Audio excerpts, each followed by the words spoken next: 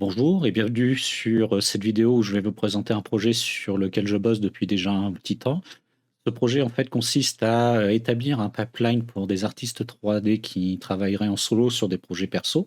Donc c'est un projet que je construis à titre personnel pour pouvoir gagner en fait en constance dans les nomenclatures de mes fichiers et dans l'organisation de ceux-ci. C'est aussi un projet que, je cherche à mettre en place pour automatiser certaines tâches que je trouve redondantes. Donc à ce stade, c'est un projet qui est en cours de développement, qui en est à ses tout débuts.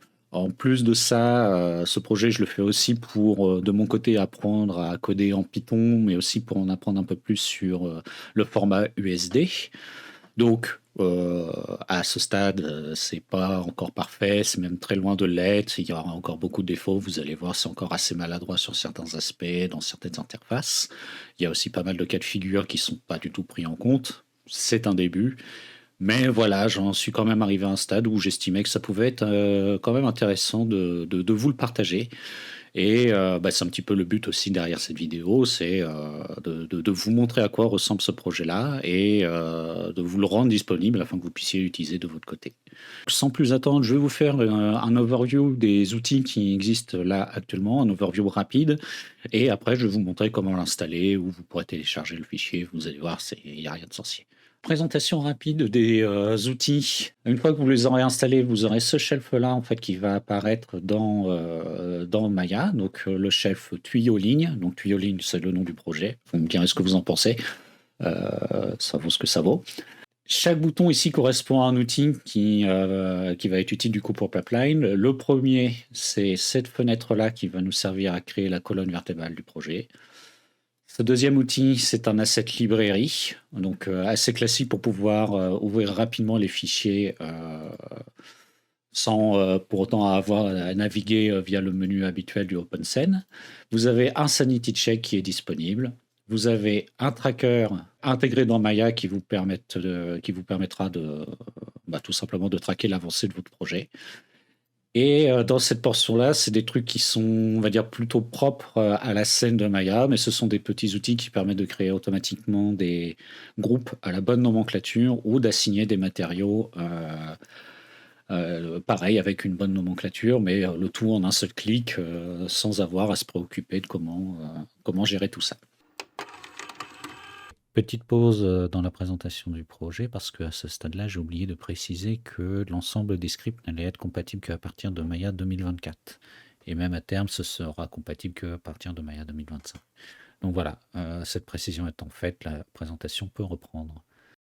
Pour installer le projet, je vous partage le lien en description, mais il suffit de vous rendre du coup sur cette page. Et en haut à droite ici, vous devriez avoir ce petit bouton avec ce menu déroulant. Vous téléchargez ici le zip. Et une fois que vous l'avez dézippé, vous allez voir, ça se présente sous cette forme-là. Donc, vous aurez à l'intérieur ce dossier tuyau ligne et ce dossier shelves.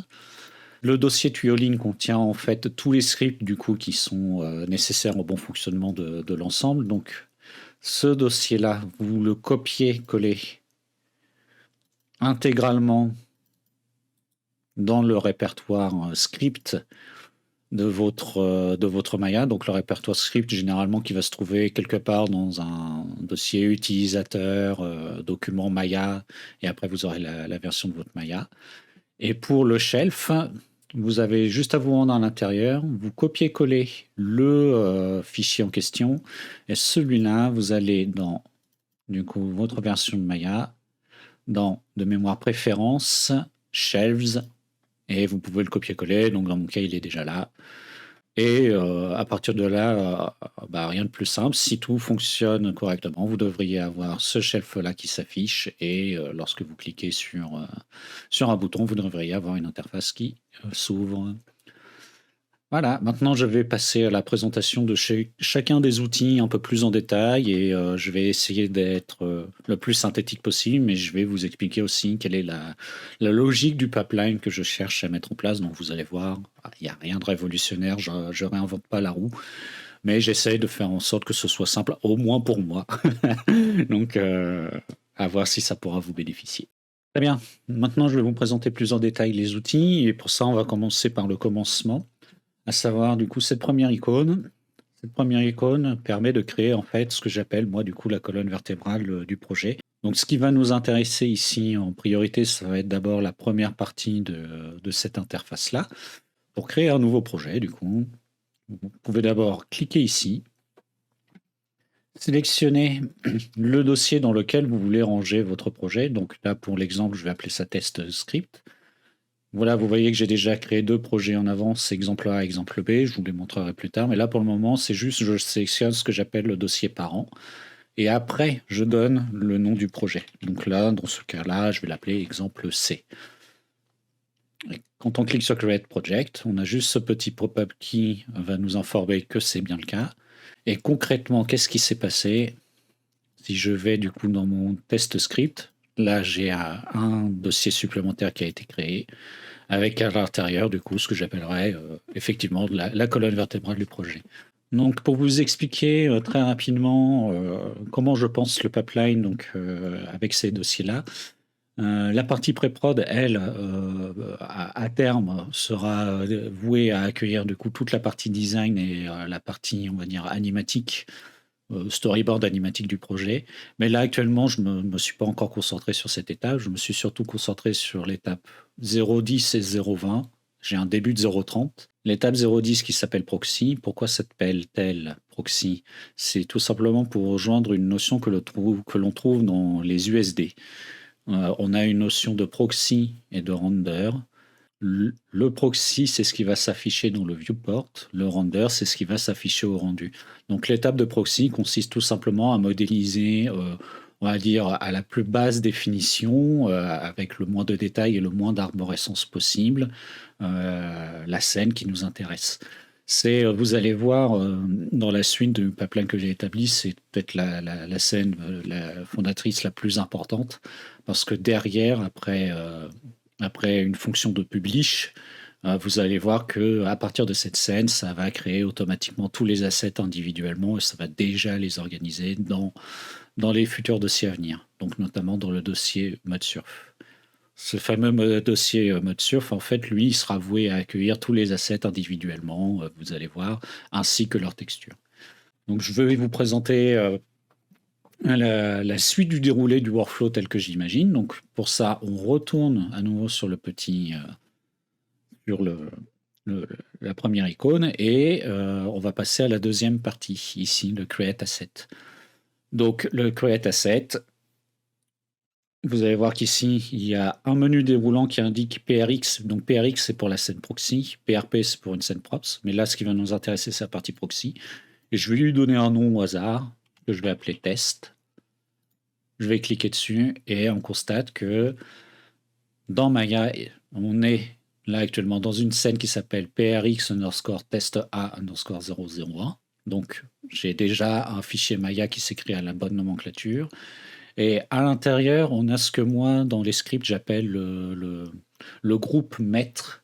C'est ce groupe-là qui a la nomenclature qui, en fait, doit être identique à celle de notre scène Maya. C'est grosso modo, quand j'exécute les scripts de ce pipeline, il ne va prendre en compte que les objets qui sont dans ce groupe maître. Donc, pour ceux qui ont eu des pipelines classiques, voilà, vous êtes familiarisé avec cette notion-là, ça correspond à un groupe all, quoi, grosso modo. Donc celui-ci, il est au centre du monde, je l'ai déjà verrouillé parce qu'il n'est pas voué à bouger. Et donc, si on se rend dans le répertoire de notre projet et que l'on ouvre le dossier proxy, on constate que notre scène est créée ici même. Voilà, donc pour le moment, rien de bien révolutionnaire. Je vais vous montrer du coup désormais un exemple d'un projet qui est un tout petit peu plus avancé pour vous démontrer comment je pense le fonctionnement de cette scène proxy. Donc à ce stade, j'ai juste fait un set project sur mon exemple A. Et si je vais du coup dans mon deuxième outil que je vais vous présenter là aussi rapidement, dans mon asset librairie, vous pouvez voir que j'ai une scène proxy, du coup vase A. Et vous voyez que je n'ai qu'une seule version.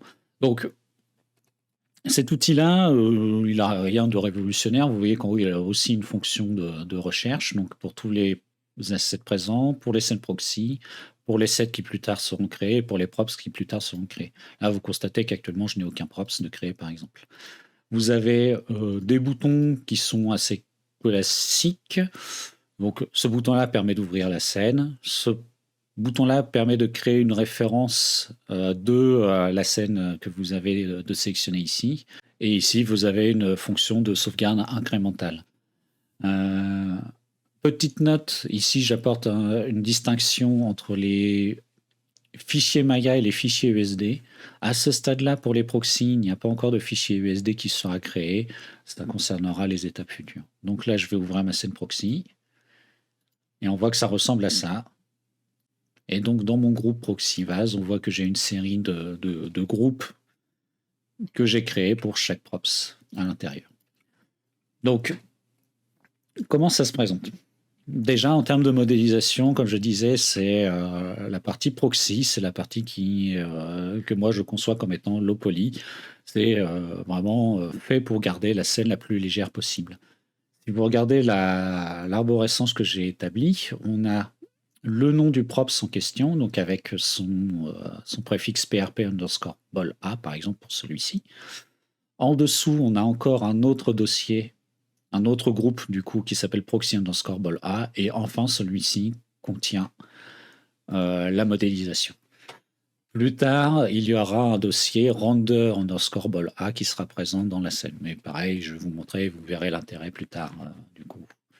Donc, ceci étant dit, cette arborescence, elle peut être un petit peu lourde ou en tout cas répétitive et un petit peu fastidieuse à la fin à répéter. C'est-à-dire que là, on voit déjà, j'ai même pas une dizaine d'assets, on voit que ça fait déjà voilà, pas mal de groupes et sous-groupes à créer. À la mano, ce serait un petit peu embêtant.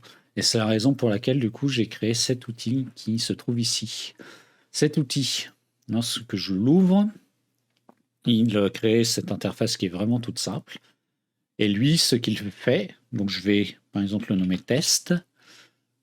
Je vais sélectionner une primitive, par exemple cylindrique. Donc ça, c'est une fonction que j'ai ajoutée, c'est pour créer des primitives de base, mais vous n'êtes pas obligé de les cocher. C'est juste que c'est pareil, si vous commencez toujours par créer un cube, vous pouvez au moins cocher cette case-là.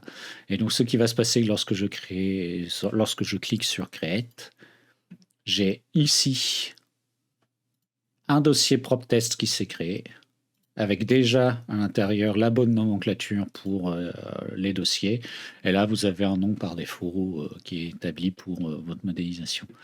Donc, il n'y a pas de nomenclature encore d'imposer, on va dire, pour les modés qui sont à l'intérieur du proxy.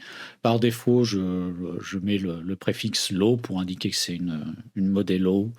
Je me réserve encore un peu de réflexion là-dessus. Donc, à ce stade-là,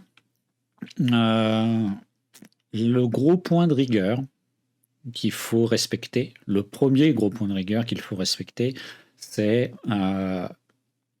les points de pivot et les coordonnées, les transforms qui leur sont appliqués. C'est-à-dire que, grosso modo, les groupes proxy et les modés qui sont à l'intérieur ne doivent avoir aucune transformation. Toutes les translates et doivent être à 0, tous les scales doivent être à 1. Les seuls transfos qui doivent être appliqués, ce sont des transforms donc des translates et des rotates qui ne doivent être qu'appliqués qu'au groupe de votre props. Et ça, c'est très important pour plus tard, pour la suite du process, parce que le publish, grosso modo, va créer les assets individuellement et va les mettre au centre du monde. Donc, si vos transforms ne sont pas corrects dans cette scène-là, vous aurez des exports qui ne seront pas corrects. Voire même, en fait, ça ne passera même pas le sanity check que j'ai mis en place. Donc, concrètement, comment ça se traduit? Bon, voilà, vous faites la modée de votre objet, vous prenez ça, je sais pas, vous en faites qu'importe. Voilà, vous faites votre petite modée, mais après, du coup, pour le placer dans l'espace, vous pouvez faire ça, le placer en rotate, mais mettre toutes les transformes sur votre groupe PRP_test. Voilà, je vais supprimer cet ajout-là. Et je vais vous montrer un autre truc. Donc là, vous voyez aussi que les matériaux qui sont assignés par défaut, ce sont des matériaux avec une nomenclature assez précise. Par défaut, votre scène sera comme, par exemple, comme ceci. Il n'y aura que des lamberts affichés dessus. Donc là aussi, assigner des matériaux à la mano avec la bonne nomenclature, ça peut vite être un petit peu redondant comme tâche. Donc pour ça, j'ai mis en place un autre outil. Et l'autre outil, c'est ce deuxième bouton de cette deuxième partie du shelf. Vous cliquez dessus.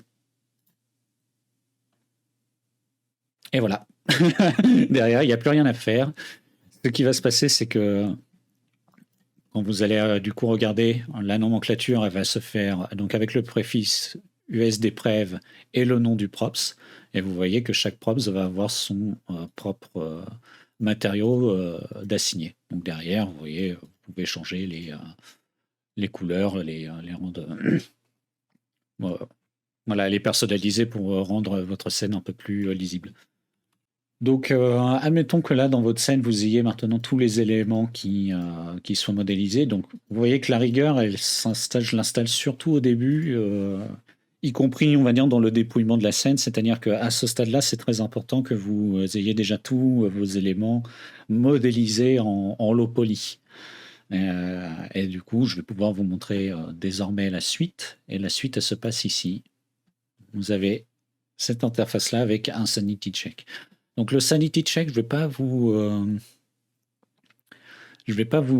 détailler tout le fonctionnement de chaque fonction parce que ça pourrait être très long et déjà je pense que la vidéo va être longue et un peu indigeste.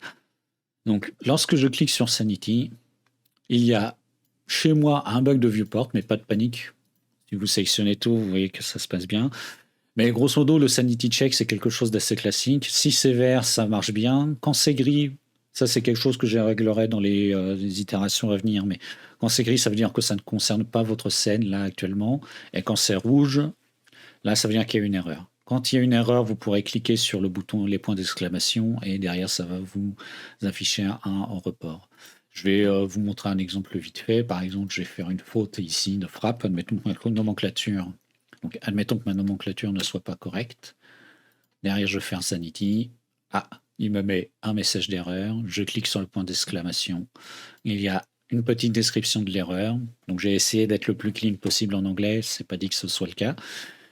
Et là, vous pouvez sélectionner du coup votre problème. Ici, vous voyez que la nomenclature n'est pas correcte. Vous la corrigez. Vous refaites un sanity. Vous avez le bug de viewport. Ce n'est pas grave. Et à partir de là, vous pourrez cliquer sur le bouton le plus central de ce pipeline. C'est le bouton Publish. Donc, le bouton Publish, qu'est-ce qu'il va faire? Il va relancer de son côté un sanity check. Si tout est OK, il va publier tous les assets qui sont présents dans la scène, du coup, individuellement. Je vous montre tout de suite. Voilà, là, il a vite fait travailler, on a l'impression qu'il ne s'est pas passé grand-chose. Et donc, si je vais dans mon dossier exemple A mode surf, vous voyez que j'ai un dossier par asset qui a été créé. Donc, pour vous détailler vite fait l'arborescence qu'il y a dedans, vous pouvez voir qu'il y a une section WIP et une section Publish. Dans ma section WIP, vous voyez qu'il y a un dossier USD. Ce dossier USD contient, on va dire, la base de travail pour le format USD. Vous avez un dossier substance qui pour le moment est vide, mais qui limite du coup sera voué à accueillir un fichier venant de Substance Painter. Et vous avez le dossier Maya avec le point MA qui est à l'intérieur. Dans le dossier Publish, ici, vous avez votre fichier USD qui correspond à la version aplatie de ce que je vous ai montré précédemment dans ce dossier-là WIP USD. Et vous avez ici un dossier qui lui aussi est vide, mais qui sera voué à contenir du coup toutes les textures associées à cet asset-là. Voilà. Donc, si on va dans l'asset librairie, ce qui s'est passé, maintenant vous pouvez voir, il y a tous les props qui sont affichés. Il y a aussi une scène dans le set qui a été créé. Donc si je me rends là cette fois-ci dans le dossier set env, vous voyez que j'ai le set vase et vous allez retrouver une organisation assez similaire du coup, assez similaire, sauf qu'à ce stade-là en fait il n'y a que des USD, il n'y a plus de fichiers Maya. Admettons que je veuille ouvrir le fichier Maya du vase. Voilà, je me retrouve avec cette scène-là. Et dans cette scène-là, vous pouvez voir que le dossier PRP underscore VASB est devenu mon groupe maître, qui lui aussi est verrouillé au centre du monde. Et vous voyez qu'à l'intérieur, on retrouve le dossier proxy, mais en plus, en bonus, le dossier render qui a déjà été créé. Donc c'est pareil, ça fait partie des choses que j'automatise, comme ça, j'ai pas besoin d'avoir à me rappeler des nomenclatures, justement. Et si je vous ouvre vite fait à quoi, son équivalent en USD, cette fois la scène va ressembler à ça. Donc vous pouvez voir ici la partie USD effectivement du props, où on retrouve la même organisation, mais avec ici en plus le scope, le conteneur, on va dire, du matériau. L'ensemble avec une nomenclature qui est cohérente par rapport à l'asset. Et vous pouvez voir aussi en bas à droite, donc c'est le système de layer editor que Maya a créé. Donc pour avoir ça, je crois que c'est ça, vous allez dans Windows, USD Layer Editor, ça devrait vous afficher cette interface-là. Et cette interface-là, après, vous pouvez la docker comme vous voulez à l'endroit que vous souhaitez. Et vous voyez du coup qu'à ce stade-là, j'intègre déjà une notion de travail par département, donc pour le modeling et pour le surfacing. Pour être honnête, à ce stade du coup de développement, tout n'est pas encore carré. Et même si j'ai envie de dire, en tant que modeler, en théorie, il n'y aura à aucun moment besoin d'ouvrir une scène USD. Ce sera surtout utile à partir de l'étape de surfacing pour pouvoir assigner les shaders sur les modèles. Donc, arrivé à ce stade, toute la modée au niveau proxy a été faite, le publish a été fait, chaque asset a son propre dossier, tout est à la maison, tout est bien rangé. Maintenant, il faut passer à la suite du travail. La suite du travail, elle se trouve dans la partie render. Et pour ça, je vais vous montrer l'exemple B. L'exemple B, lui, c'est grosso modo le projet que j'ai là, mais avec en plus la modée high definition, donc la modée que j'appelle render.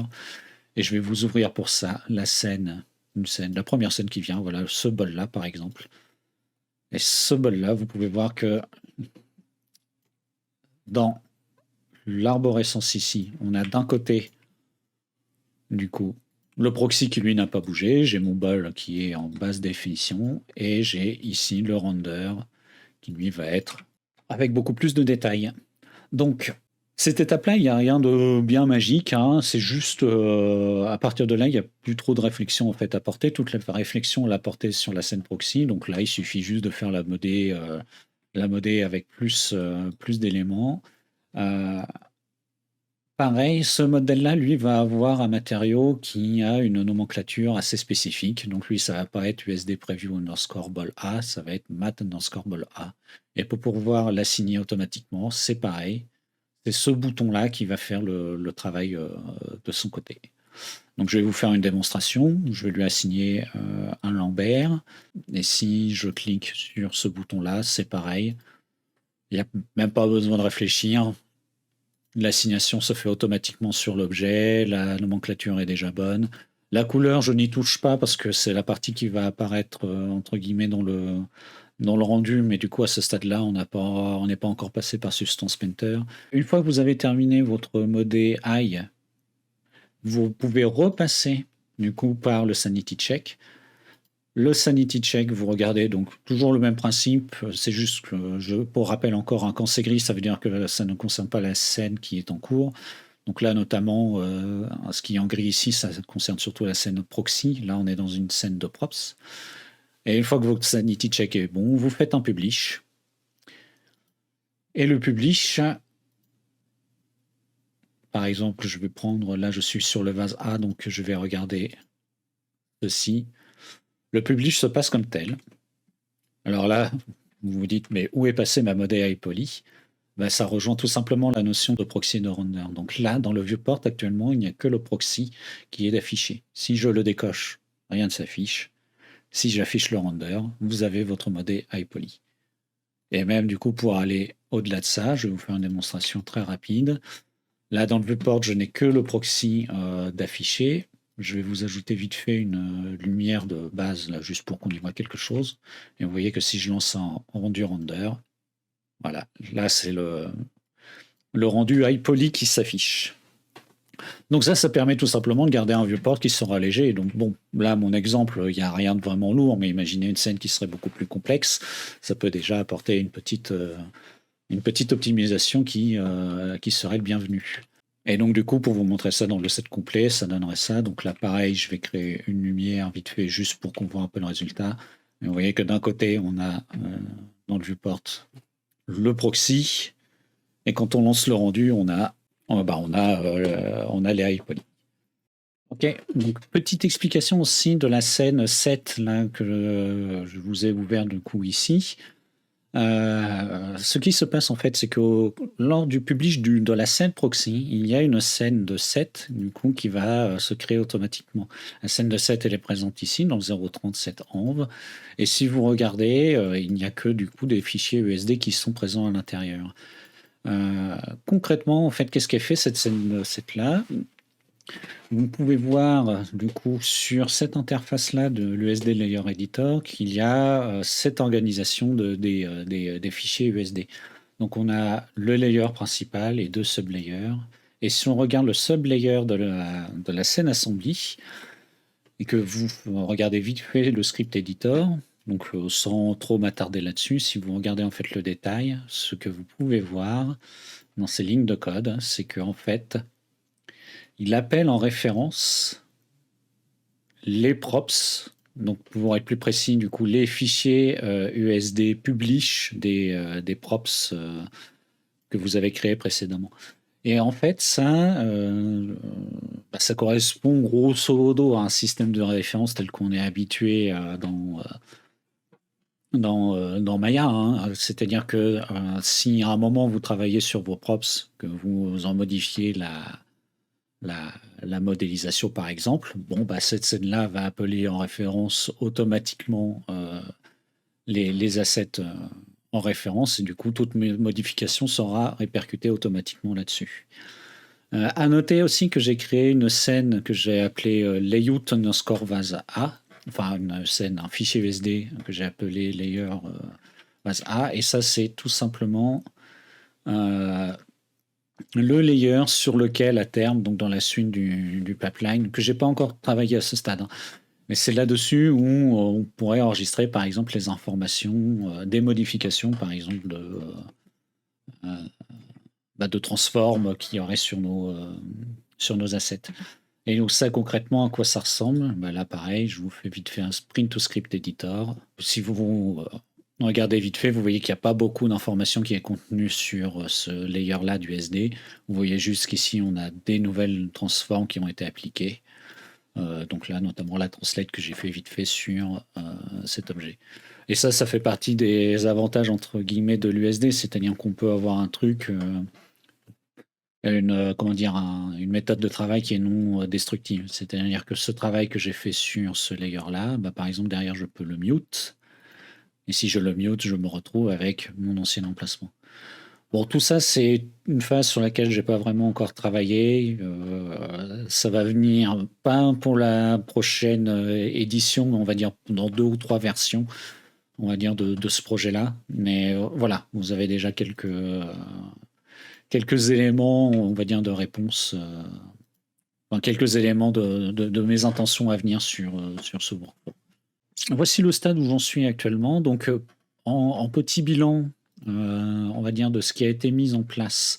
Si j'ouvre vite fait, grosso modo, si j'ouvre vite fait un dossier d'un projet, ce que fait divers outils que j'ai créés, c'est que ça permet de créer automatiquement tous les dossiers.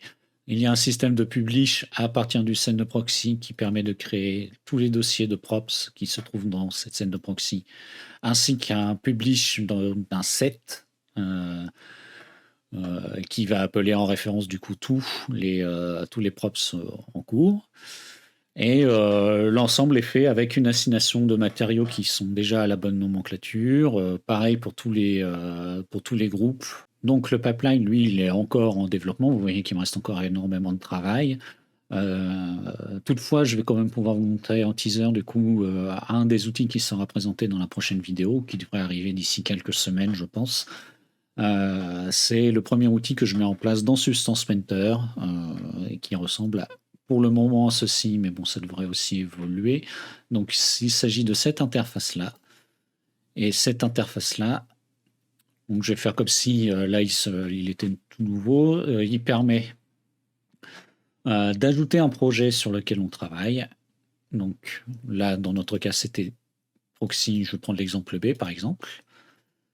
Et à partir de là, du coup, il va m'afficher la liste des props qui sont présents dans le dossier. Et bon, bah, dans le même état d'esprit que cette librairie de Maya que j'ai mis en place, là, je vais pouvoir, bah, par exemple, ouvrir mon fameux bol. Voilà. Oups. Et du coup, je me retrouve avec le bol que vous reconnaissez ici, qui contient la mode Hello et la mode AI. Vous pouvez voir en haut à droite, il y a les textures.